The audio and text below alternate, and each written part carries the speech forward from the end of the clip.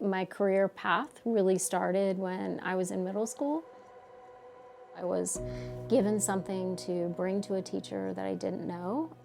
I went down the stairs, and to the right was a classroom, but then on the left-hand side there was a box, and it was floor to ceiling. It had a closing arm on the outside of the door, and it was for students who were misbehaving. That classroom was for kids who had disabilities. What I remember thinking at that moment and many times since is, we can do this better. Wendy has impacted the college in unbelievable ways, just in terms of the international work that she does, her research, the visibility of her research, but also in her work in teacher preparation and how she thinks about teacher preparation. And again, this idea that everything that she does is very, very learner-centered. When I think of Wendy, the word that always comes to mind is advocate. She's looking out for her students, her PhD students like me, her undergrad students. She is unwavering in her commitment to make sure that students of all ability levels receive the best education that there is.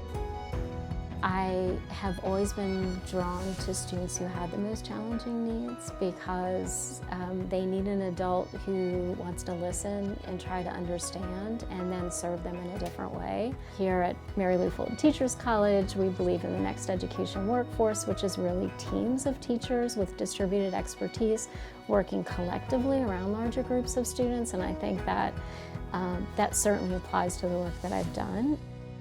Wendy also really understands that balance between research and service, and how to take what she's learned from her research and actually apply it in the field.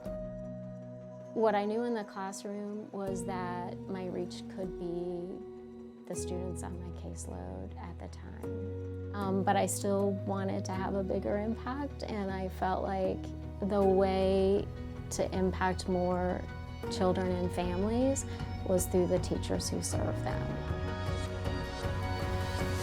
Now, I can have a group of 30 teachers who are then going to be in 30 different schools with 30 students of their own, and over time, I just felt like that was the place that I needed to serve. When I think about who I want to be as a scholar, as somebody in the field of academics, I try to be like Wendy Oakes.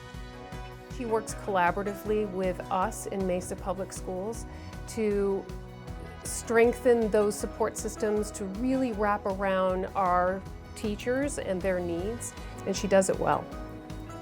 She's like the epitome of how we think about ASU as a national service university, because everything is about what impact she can have. All of my work is about serving teachers who are then serving students and families and communities. I just want to make sure that I'm contributing that in some way.